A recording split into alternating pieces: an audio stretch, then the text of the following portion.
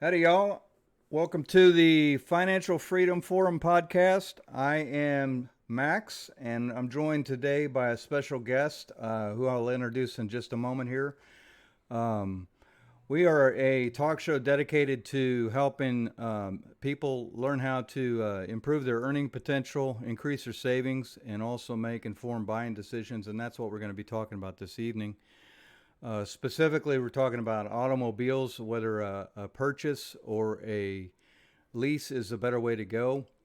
And for anybody who's out there that's never been on the show before, the way this works is we develop an actual model using a spreadsheet to show how these two different scenarios look and compare it so that we're using real calculations, real data to make a decision rather than relying on our gut or our instinct.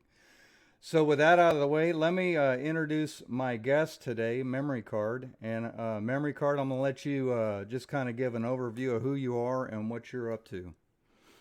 Hey, yeah, so Twitch name's memory card underscore in the middle, two I's instead of a Y on memory. Uh, you know, my job outside of the world of Twitch is I'm a car salesman, fairly new at it, but very, very informed. Um, I work at a Honda dealership and I sell cars out of there, so most of my models about leasing and stuff is going to be kind of reliant on that information. Every make is different and we can kind of break down the differences, but that's going to be kind of where I'm coming from on there. So let's start, Nick, if we could please, with the auto purchase. Tell us what auto we're buying today. Absolutely. Just to backtrack real fast, taking the emotion out of something goes so against the values of what I do as a job. I'm paid to get you to buy emotionally. So that's very good advice is to think about it strategically instead. But let's say just now we're gonna do some very generic numbers right now, and then we can plug in a specific vehicle and get some prices real world application. But I think just for the formula, we can just start off with some generic numbers if that's all right with you. Sure, go for it. All right, so let's say we're purchasing a car. What do we want to start with? Sticker price. Yeah, All right, let's say $20,000. That's an easy one to work with for us. okay. $20,000 car. That's definitely falls into what they call the affordable automobile range. Um, so you're gonna have your sets of fees on top of that, whether that be sales tax. Every dealership in the country has what's called a documentary fee, and your state will have different licensing and titling fees. So let's just go ahead and use mine to get this started, if that's all right. Okay. All right. So at the dealership I work at, they're fairly low. The documentary fee is $199. Across the country, they range anywhere from $100 to about $600. But my documentary fee is $199. My sales tax out here where I'm at is 7%. So we can plug that in, and on 20,000, that's what is that? $1,400. Yep, there we go. And then our titling fee for the state I live in is $30 as well. So Titling or title, something like that. How much was whatever it? is $30. $30. All right. Yeah. So you start with the price of the car, and that's what gets you in the door. You think $20,000, I can afford that on a payment. And then, the first kind of shocker is when you realize that turns out to a little over $21,500. And we've got that math right here. What does that total out to? Yeah, I'm gonna get a. If I can stop fat fingering this, I'm gonna get the exact answer here. All You're right, good, here you I go. understand. All right, so your $20,000 car turns into 21,629, and we're going to assume that you're buying the car for sticker price because negotiating is just going to throw these numbers all out of whack. But worth mentioning, don't buy a car for sticker price. Trust me, you can get it better. Um, so that's kind of where we're at. So let's just go ahead and kind of break down the model for buying the vehicle. Say you've got no money down, but you've got a reasonable enough credit to finance the car. Uh, on a $20,000 car with reasonable credit, you can get about a 72-month loan at the longest Typical loan is about 60 All right. on the So we're month. we're gonna say we have no down payment, right? Yeah, let's start with no down All payment. right. So I've got, just so you know, I've got that set up so I can change that if I want, and it will update our financed Yep, amount. But we're I see financing the that. I full like it. amount.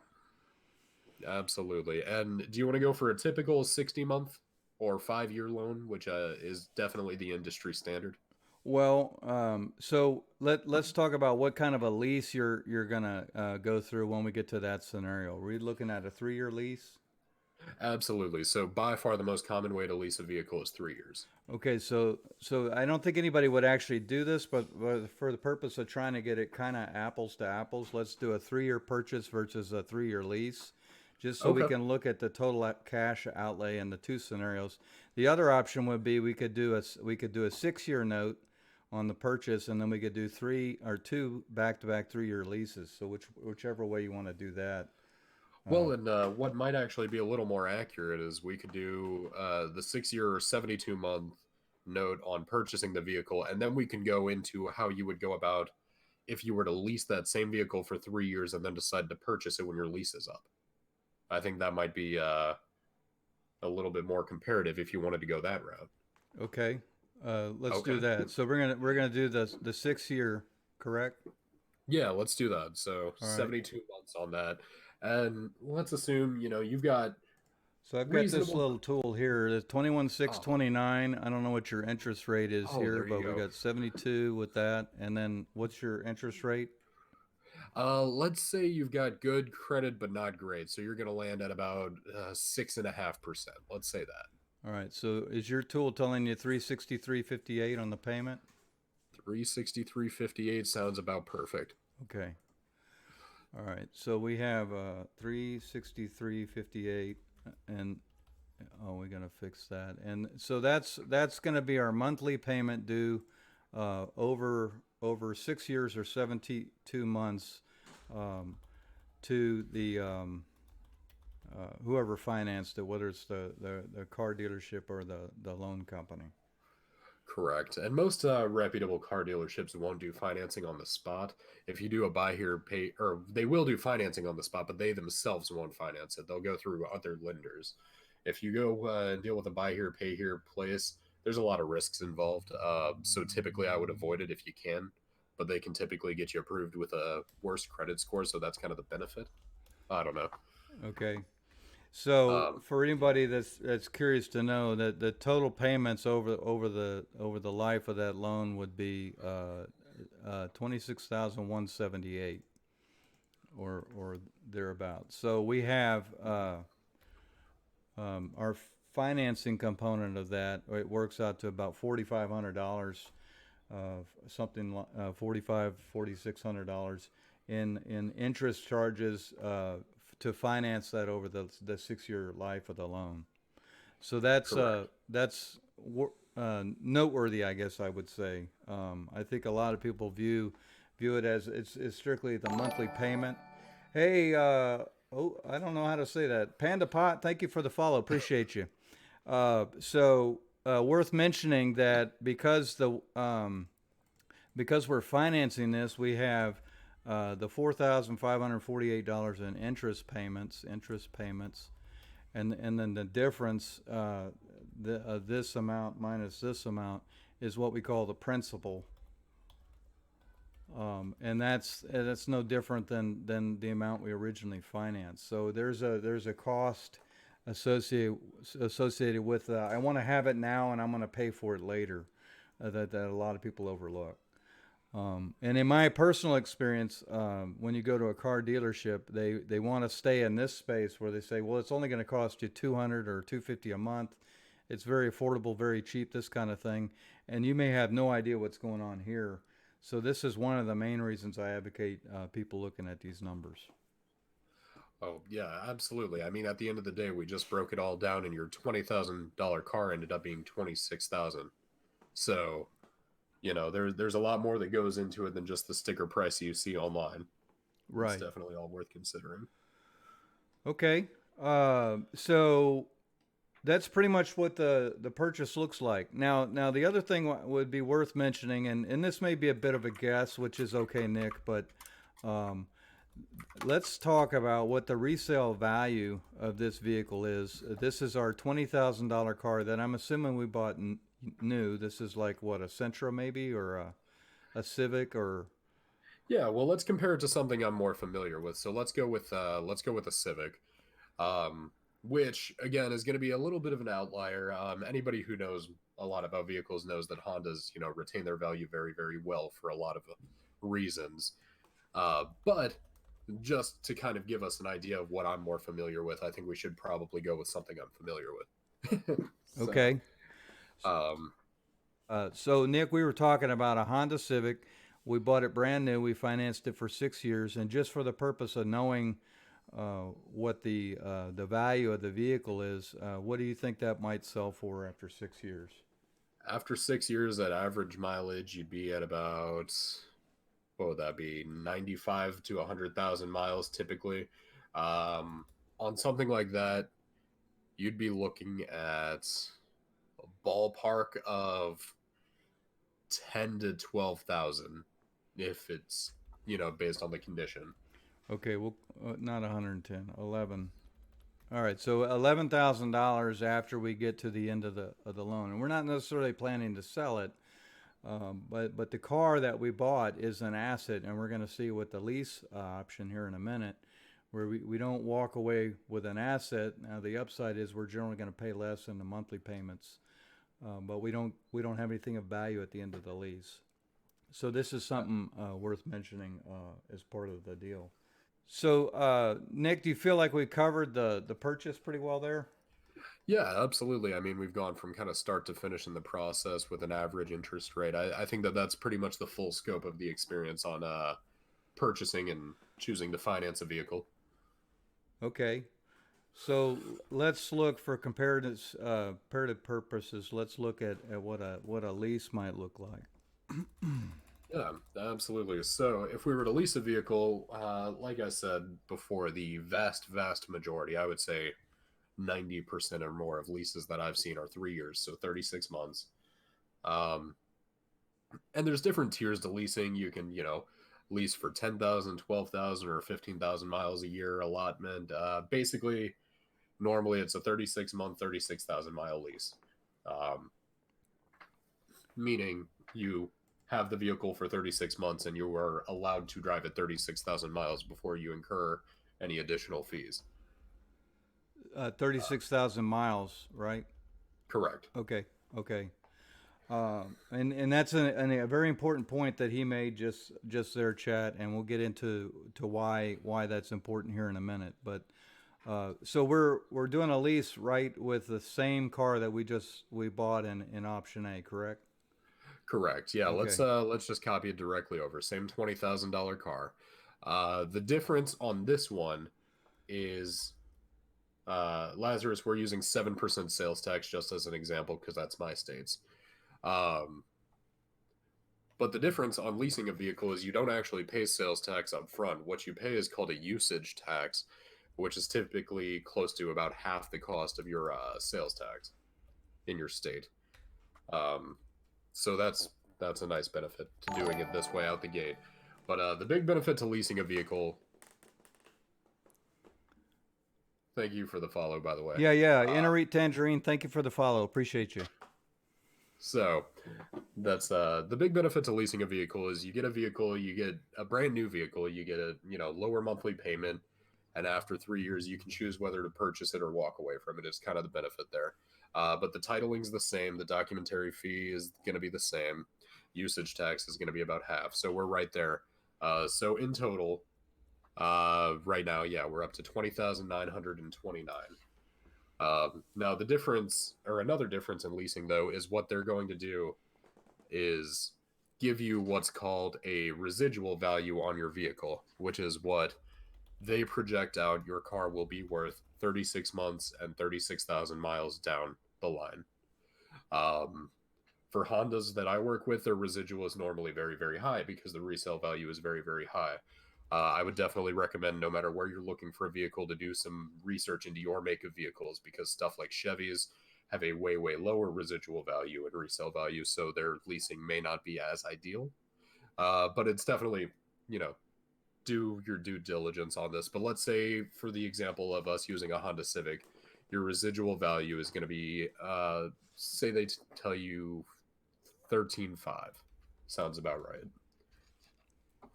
Okay, so I think this can vary from one lease agreement to the next, but the way I understand this, and I've never done a lease before, is we're basically agreeing before I sign the lease, we're agreeing what it will be worth after 3 years, after I drive it for 36 months and 36,000 miles or less. We're agreeing it has a value of $13,500. As an extension of that, I have an option at the end of the lease to hand you a check for 13.5, and I walk away with the vehicle. I now own it. Correct. Absolutely. Um, and like I said, there's, a lot of this depends on negotiations. And a lot of people, actually, it works in my favor a lot when it comes to selling cars. But for buyers, please realize that you can still negotiate on the sale price of a car that you're leasing. You don't have to buy it for sticker price just because you're doing a lease. Okay. Um, so, but what that residual value plays into, that is the agreed price between you, the manufacturer, and the dealership of what that vehicle will be worth. Normally, there's not much wiggle room in there, but you can. There's a little bit of room to negotiate on there. But what we do is we're going to take that 13.5 out of the $20,929. So the reason you get your lower payment is because you're making 36 months of payments on the difference between those numbers. Yeah, so I'm going to change this to total, instead of saying a purchase price, I'm going to call this vehicle costs. Yeah, let's do that. And then we're going to put here, this will be total financed amount. And what Nick is saying basically is we're going to finance this amount minus that amount. And that's the basis for coming up with the 36 months worth of payments. Absolutely. Okay. You will still have your same interest rate on there, and typically it's pretty low on a lease agreement. Like 4 or 5% kind of ballpark. It obviously varies based on your credit score and all that kind of stuff. All right, so we'll But do 74.29 at 4.5%. So I'm coming up with 117.93. we're doing it for 36 months of payments, Oh, not I 72. messed that up. You're correct. 36. So we're at 220.99. That sounds about right. When we consider 5% low on an auto loan. Depends on your credit score, your history with auto loans, down payments, all sorts of stuff involved. But typically, yeah, I believe it or not, my average at my dealership, and we do a whole lot of volume, so there's really good and really bad scores. My average for the last 90 days has actually been about 7.5%. Yeah, and we qualified that earlier, Laz, by saying that with reasonably good credit score, you might expect to be in the 4 to 5 range, maybe a little higher with a poor score. But we can agree lower is better, and people with better credit, better have their finances in order to be better eligible for things like that. All of that said, you'll see some of these special finance rates or zero down kind of deals, and I think this is kind of a hook that other car companies besides the one that Nick works at will use to get you pulled in, because it sounds good on paper, but behind the scenes there's some other charges or things happening, or you're paying a premium for the vehicle or something. They're going to make their money. So for the purpose of having the discussion, I think we can just move on with the idea that we're for a lease interest calculation, we'll work with that 4.5%, which puts us Right. at 220 and 99 cents. I jumped to the Well, wrong sheet. since we've gone on kind of a little tangent real fast, just to close that out as well, just to kind of give everybody a little bit of insight, if they are advertising lease specials, that typically is contingent upon you buying a vehicle for sticker price. So yes, your interest rate's a lot lower, but you're also paying more than you should for the car, is how they normally get away with that. Right. So And Lazarus says you got a 790 credit score. That's pretty good game in the credit score business. So that oh, explains you're the up the, there. the sub 3 rate that he's getting. And at any reputable dealership with a 790 credit score and decent history when it comes to auto payments, you could definitely probably pull 3% or less. But yeah, just to continue on this topic. So now, just at where we are right now. Hey, WA subjectist. We got some doozy names here. Thank you for the follow. Appreciate you very much. Uh, But obviously, we're not done with the total value of everything and everything's said and done. But it is worth mentioning right now, you own the same vehicle uh, Crystal TW, for. thank you for the follow. There's a lot of people Keep forgetting talking, to Nick. Every coming time you in. talk, I get another follow. You're good. You're good. Like I said, I plugged us a little bit here, but no. Okay, so it is worth mentioning that right now, for the first 3 years that you are leasing this vehicle, no matter what you decide to do further on, you have the exact same vehicle, exact same features, exact same everything, and you've paid $143 basically less per month per payment. Right. So you can easily see why some people would definitely lean towards this, and there's pros and cons of both for sure. But right now, we've paid an additional about $530 once you factor in everything interest rate wise from your total financed amount to the total lease payment. Okay, so that was a good point, and that's one of the big advantages to the lease. Your cash outlay month to month is going to be less. You're going to spend less money, but the reality of it is that you're also going to walk away with basically nothing unless you opt to buy the vehicle. Whereas with the auto purchase, we have something that has a tangible value of about $11,000. Now we can't necessarily compare this total of lease payments, to this total of car payments, because this was a 6 year term and this is a 3 year term. So if we were just going to do a quick math, we could multiply that times two, and we'd see if we did two of these leases back to back, we'd spend about $16,000, roughly 10,000 less than this purchaser spent. The trade-off being that we don't get this 11K on the back end in terms of the value of the vehicle.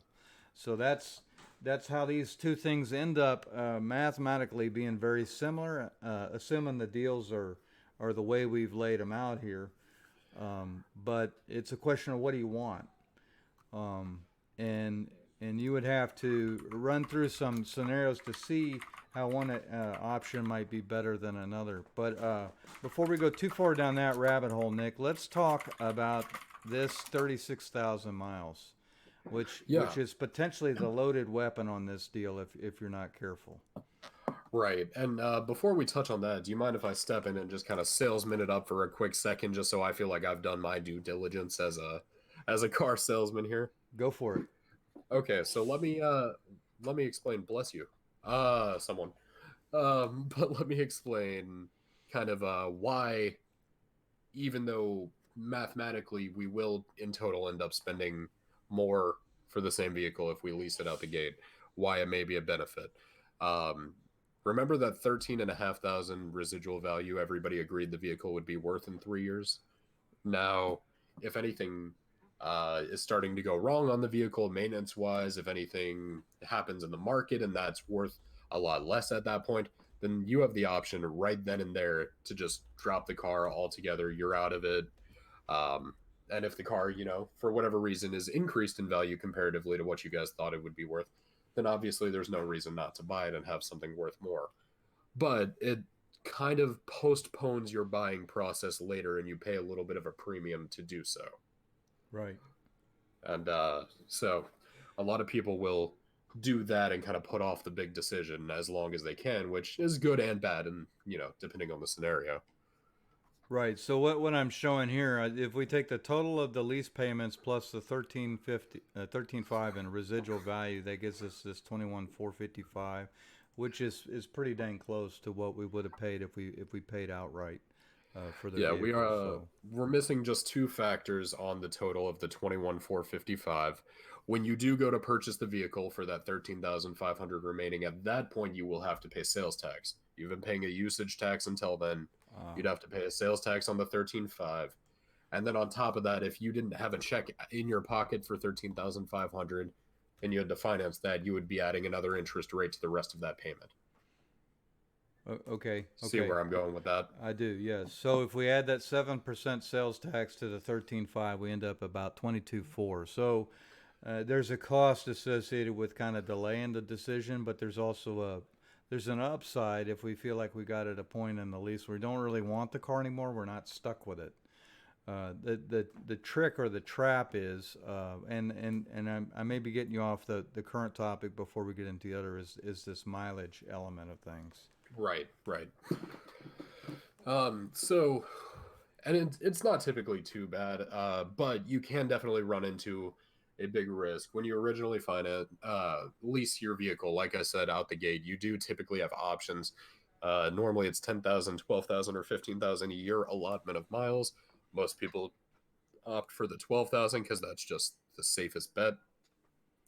But most places will charge you, and it varies. But normally, it's about 25 cents per mile you go over that. Um, and that is something you will have to pay if you choose to not purchase your vehicle. So if you choose to step away from your lease at the end of your 36 months, and say you drove over it even like 1,000 miles, that's what is that, $250? Yeah, so I'm put so is in your example we're allowed 12,000 miles per year, and then we'll put here actual miles. Um, so if we were allowed 12,000 and we went 15, we would have we'd have this minus that times this. So we're out $750 in that Correct. 1 year. When in actuality it might have been more like maybe 36 here and 45 here. If we truly did 15 a year, we could be looking at $2,000 or more if we really went heavy on the mileage. And based on what little I know about this from people that have done a lease before, this penalty, if you will drive people towards paying this to buy the car outright and just get a pass on this. Dan Sesekui, or I'm butchering these names. Thank you for the follow. So this would be this will call us the mileage penalty. Right. And you've also got to consider, these are all, this is not a concrete example. There are so many variables that can happen. So, I mean, it's real life application is a little bit different, but these are, all the tools you'll need to kind of make an informed decision. But there is also penalties, if you scratch the paint on the car, if you back up into a garage door, if you cause any damage to the vehicle on a lease at the end of the day, you do not own it. So whatever you do to it, you owe them for. Right. Um, You have to so return it in reasonably good condition. They're expecting a little bit of wear and tear, but they're not expecting seats to be torn up. They're not expecting scratch marks down the side of the paint, dents, a broken windshield, things of this nature. absolutely correct. But yeah, no, you hit the nail on the head. If you go over too many miles, a lot of people are very careful about it, and it's not common that people go over on their mileage. But the industry average, actually the just countrywide average, is about 15,000 miles a year. So if you lease a car for 12,000 miles a year, then statistically speaking, you'll probably drive a little more than that. So a lot of people do, get hit with a heavy fee at the end when it does come up, and they just say, screw it, I'll buy the car. Okay. Yeah, yeah, and for me personally, I generally get close to 25K a year with my mileage, so a lease Mhm. for that reason is pretty much out of the question, unless I want to play the game of having low payments for 2 or 3 years, and then just come out of pocket for this when it's all said and done. Yeah, Um, and your premium for that, it looks like, is about $1,000, or what did the math out? $800 is yeah, about the so if premium we you were would pay for that. allowed this 36, in my case, I would be closer to 75,000. It'd be about 10,000 in mileage fees. There's no way Right. that's going to work. Right. But yeah, at the end of the day, ultimately, if you do choose to purchase it out of our scenario here, you would have paid a premium of about $800 for the postponing of any major decision, and for having 3 years of a lower payment. Right. So if this probably isn't the ideal way to purchase a vehicle, but if you expect sometime, in the next 3 years to be a lot more financially stable, like most of us do, then there, may be some incentive there to have a lower car payment now and then front the rest of the cost later. In fact, there's a lot of strategies we can use as it relates to this. One strategy might be that we take this residual value, that 13.5, and we divide it by 36, and basically stash under the mattress, if you will, $375 every month. That we would keep. It would be a rainy day fund, but it would be for the purpose, ideally, of buying this vehicle when we get to the end of the 3-year lease. But if some big life emergency came up, we would have some amount between $0 and $13,000 on the mattress that we could pull on to get out of trouble in a pinch. So Yeah. And ultimately, at the end of the day, like I've been harping on, you do pay an additional $800 all in all to have that peace of mind and have that option. But you, again, have that peace of mind and have that option the whole time. And so yeah, Chris, Crystal, you're absolutely right. Some people do just like every 3 years. You get into a really bad situation, to be honest. Some people love it. You never have to do major maintenance on a car in its first 3 years, or you shouldn't have to in any decent car.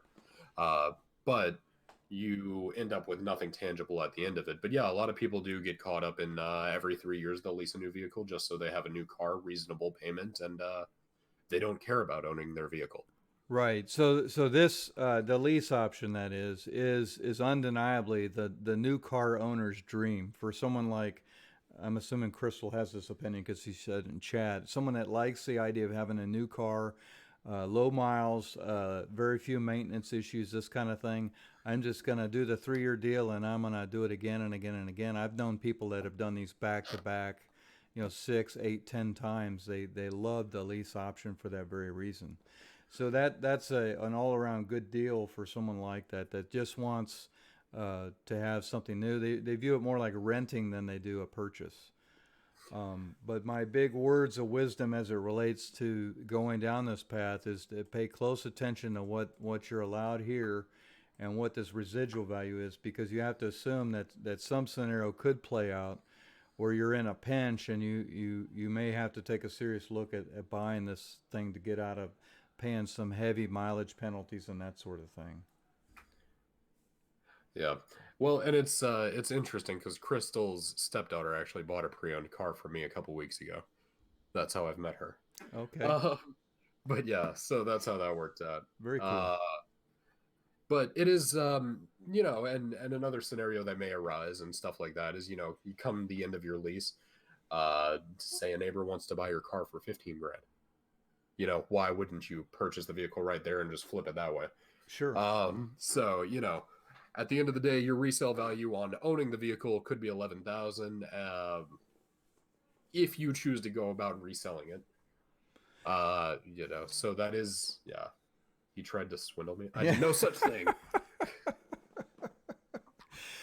So that's an interesting point because this residual value, this is based entirely upon a best guess of what the thing is going to be worth at the end of 3-year period, and it could be an unusual situation where the thing's going to be worth far more than they thought it would be. And I knew someone that had a Toyota Prius, I think it had to do with the big uh, disaster in Japan and all these kinds of things. But for some reason, the Toyota Prius was just had a crazy resale value, and his personal experience was that the thing was worth far more than he ever thought it would be after he got through the purchase option. Now he didn't do a lease, but if he had done a lease, and let's say this thing is actually worth 15 or 16 or 17,000 instead of the 13.5, I'm with Nick. That's a no-brainer. I'm going to buy it for 13.5 and turn it around and get 2,500 or $3,000 back. So a very good point. And the reverse could be true, but you're totally covered as long as you're under the mileage limit. If this car is, although it's supposed to be worth 13.5, is only worth 9,000, you just push the eject button, turn in your keys, and go get you another one. Yeah, absolutely. So, I mean, there's definitely pros and cons to everything, but I think we've laid it out very, I mean, factually here. where everybody knows that's listening or watching that, you know, in a lease scenario for the same vehicle to end up owning it, you do spend more money overall. So from a personal finance situation, you are out, in our example right here, nearly $1,000. Um, but again, the peace of mind, the ability to just drop out whenever you want to, and there's other things. So in your personal situation, it's necessary and very I mean, very beneficial to sit there and evaluate where you're at, where you want to be, where you think everything will be 3 years down the line, before any car salesman or sketchy guy I know firsthand will try to talk you into whatever he wants you to do with this vehicle. Right. And one of the worst things you can do, and one of those things that every salesman in the car industry will try to get you to do, is if they feel like you can't afford or your objection is about payment on a vehicle, they will try to talk you into a lease on a vehicle you can't afford. Right. Just because you can afford the lease payment doesn't mean you can afford the vehicle. And please do yourself a favor and don't get in that vehicle. It's a bad decision. I agree 100%. And this is something I touched on earlier. Some of these hey, Eminem, thank you for the follow. Some of these smooth talking car salesmen will try and kind of dumb this down and talk in terms of what the monthly payment is. And I could be offering on this side with this deal, I could offer you 270, and over on this side 360. Well, the 270 sounds better, but the reality is 270 is about $50 more per month than you should be paying for a 36-month lease.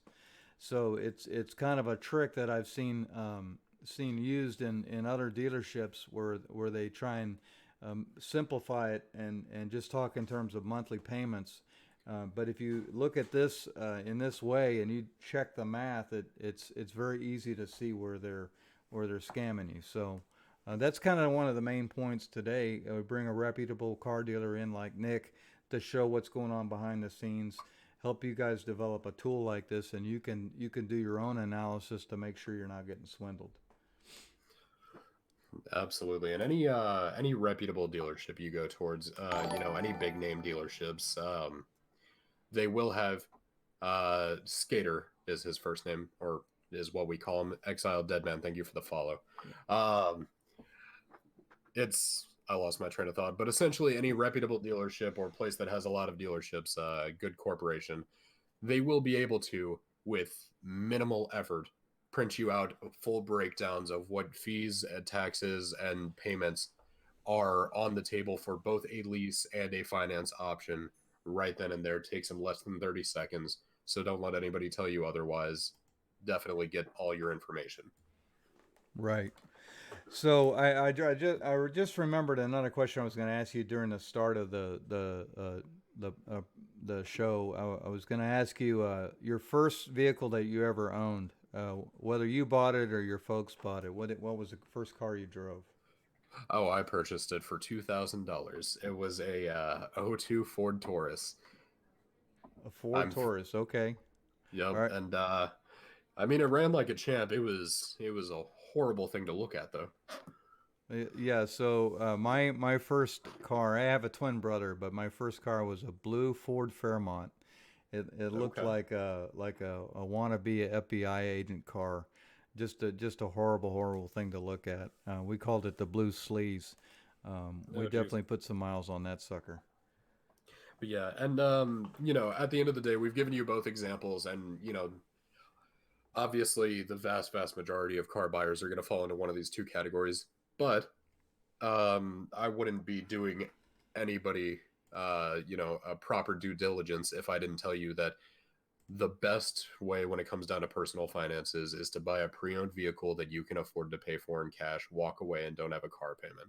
Right now, I sell cars and I drive around a car specifically for the purpose of it's paid off and I don't owe anything on it. I'd Okay. love, yeah, I'd love to have a nice new car, but having no car payment is a lot better than having one. And I agree 100% with that. And that's one of the big things that I hope to drive home in these weekly shows is sometimes seems really awesome to have the new thing and kind of a have it now, pay for it later kind of mentality. But Nick touched on something which I believe very strongly in, which is if you can avoid what we call liabilities in the financial world, or more specifically, loans and debt, you're going to improve your ability to use your earnings to save and put your money to work in other ways where you can get to a point in life I like to refer to as financial freedom, the point at which you no longer need a job to pay the bills, and that's huge. You can have massive amounts of freedom just by something simple like making do with a used car, having a roommate instead of having a place all to yourself, and all these kinds of things. And we'll talk more about those kinds of things in future episodes, but I'm glad you brought that up because that's a very important point. Yeah, absolutely. So I think really we've kind of broken down all the mathematics behind it, or at least in our specific example, obviously everybody's state tax, every dealership's documentary fees, and everything like that. There's so many variables that go into it, but we've given you kind of the formula and the skeleton of kind of how these car deals all kind of work out. Right. So I wanted to touch on one more thing, which will only take a minute here, Nick, but I want to talk about specifically fuel economy and the advantage of going with something that's more modest on fuel usage versus, let's say, the big jacked up pickup with the big tires and all this kind of thing, because this potentially plays in heavily uh, to decision making, and we're talking about now, instead of taking a Honda Civic purchase versus a lease, we might be talking about purchasing a Honda Civic versus buying a Ford pickup truck. And the difference in mileage and the other costs and this kind of thing shake out differently, and knowing real world, what's really happened. So let's use your lease as an example here, where we take a lease that's got 36,000 miles on it. And what does that Civic have in terms of fuel economy? We're looking at on a 2019 Civic, which is, probably what we're looking at if we're considering leasing. You've got 32 city and actually about 42 highway. Uh, 40, you said? 42 highway gas mileage and about 32 city. All right, so we're just So, going to call it 36. Oops. yeah, there you go. So, I mean, a Honda again is a very extreme outlier scenario just because, they're great. I definitely stand by what I sell.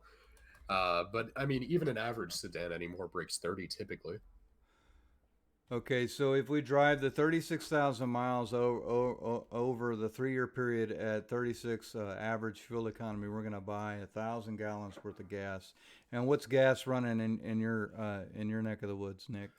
Uh, about 275, I think, a gallon right Woo! now.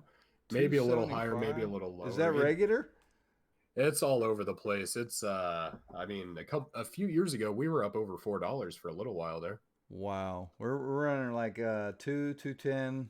If you buy it right, you can definitely save some money doing it that way. Oh, in California, I've seen $8, $9 a gallon Oh, before. it's stupid expensive there. All right, so the point being here, we're gonna pay somewhere around $2,700 over the 3 year period with the vehicle, and if we had bought like a Chevy pickup, what's that run? 14, 16. I'd split the difference. Just call it about 15. That sounds about right to me. All right, so the difference here, and this needs to be put into your thinking here.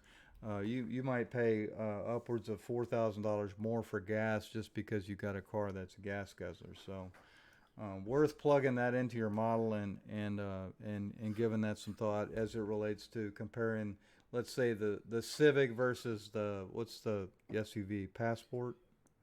We do have passports now, Yeah, but yeah, typically it's a CRV.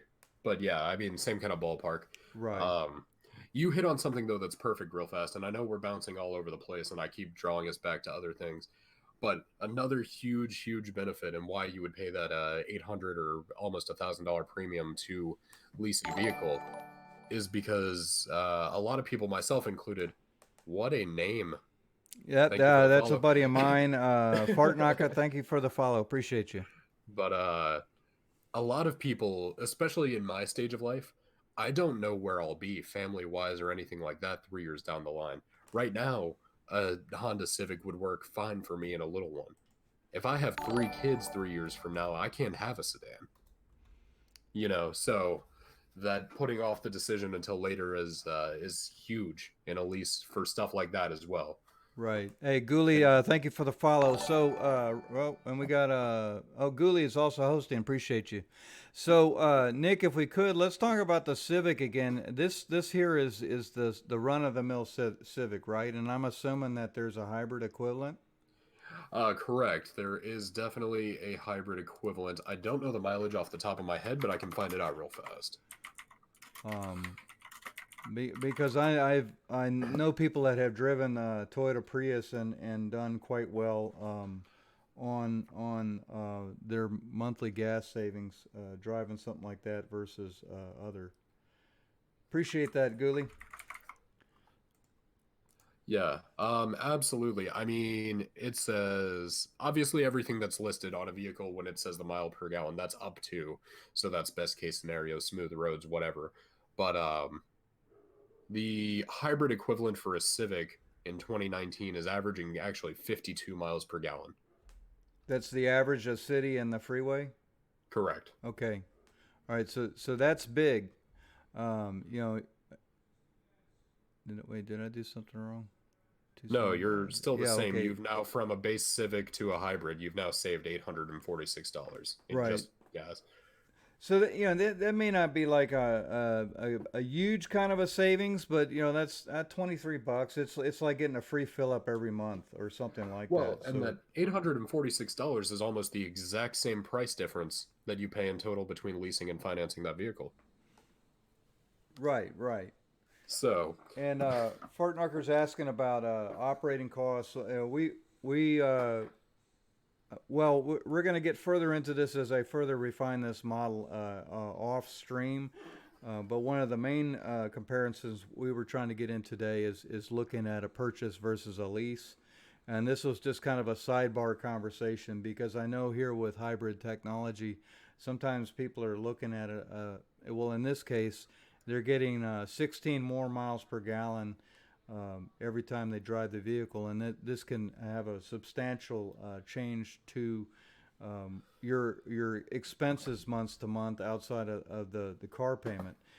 But to your point, yes, insurance may be different for a hybrid versus a standard Civic. You may also pay more for insurance for the shiny red sports car than you would with the used Civic that you bought secondhand and this kind of thing. So you have to look at these things when you run these figures to see how which way is the best way to go. right. Yeah. I mean, when it comes down to operating cost and maintenance and everything, there's just so many variables that it would be nearly impossible to break down every possible layout of it. I think we've done very good at kind of giving like I said earlier, the structure of everything. But and we've already hit on it before, so I'm just kind of harping on the same thing. But that's another perk of leasing versus buying is in the first 3 years of any vehicle that's worth anything. If it's a decent vehicle, you won't run into any kind of intense maintenance or any kind of major repair work. Um, by that point, if you do like to be a cyclical leaser, I guess. Um, but yeah, I can't think of anything else that comes to mind right now that would be worth throwing in here. What do you have? Yeah, so I think we pretty much hit it high level, and I may further fiddle with this later on because I think Fortnacher touched on something important there.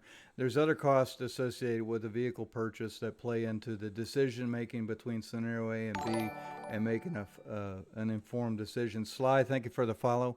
But I do believe we hit on the big thing. I think at the end of the day, we can agree high level that taking one vehicle, the same vehicle, and doing a purchase versus a lease, the difference basically is that you're going to pay a little extra money for the ability to make a delayed decision 3 years down the road. Is that fair to say? Absolutely correct. I mean, obviously, yeah, that's overarching. That's a very general, but yes, yeah, absolutely. The ability and the premium you pay for postponing your major decision is there. Uh, But you also get a safety net. and But of outside course, that, I'm I just really like what you said, Nick, about looking at the possibility of buying a used car, buying a secondhand car that's relatively low miles. Yeah, you can just save a ton of money, and if you can pay cash for that vehicle instead of financing it, even better.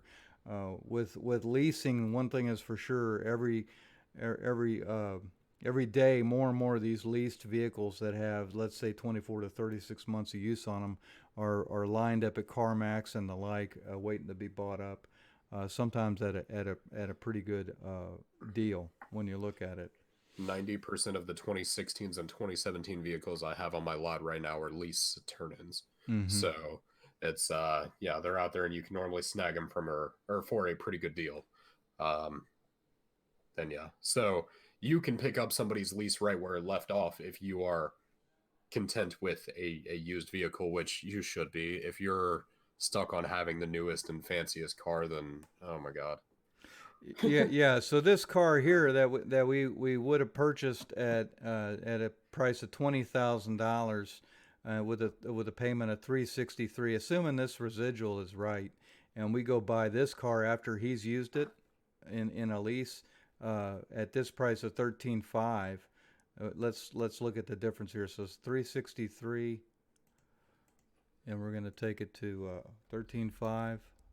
4.5. That's probably about right. Why not? Wait a Yeah, minute. that's close enough. And you've got the option on a pre-owned vehicle to finance out to, the same 60, 72 months, whatever you want to do with it. Typically it's about 60 on a pre-owned vehicle, Okay. but But I like the idea of buying used if you can get a gently used car because what does a car lose? 10% of its value the day you drive it off the lot or something crazy like that. So that's what they say. And with some makes, it's even more than that. Just to give you an example, not to bash on anything, I love a lot of the Chevy cars and everything, but I have 2014 and 2015 Chevy cars on my lot for under $7,000. wow. That's, I mean, for something 4 or 5 years old, that's insane. And if you're truly losing 10% of the value the day you drive it off the lot, there's no such thing as a new car in my mind. It doesn't exist. No, at my dealership with my technicians and everything, it's typical for a new car you buy to have 10 to 50 miles already put on it. So it's you're the first owner, but the car's been driven. Right. Okay, I think this is a good place to wrap it up. One other place you can follow us is on Twitter. And then that's going to be at SenseMax. So it's CENTSMAX. Twitter is the best place to pose questions, give us ideas for future shows. If there's something that you're struggling with in the world of personal finance, don't hesitate to reach out to us and let us know. And we will try and get that question answered on an upcoming podcast.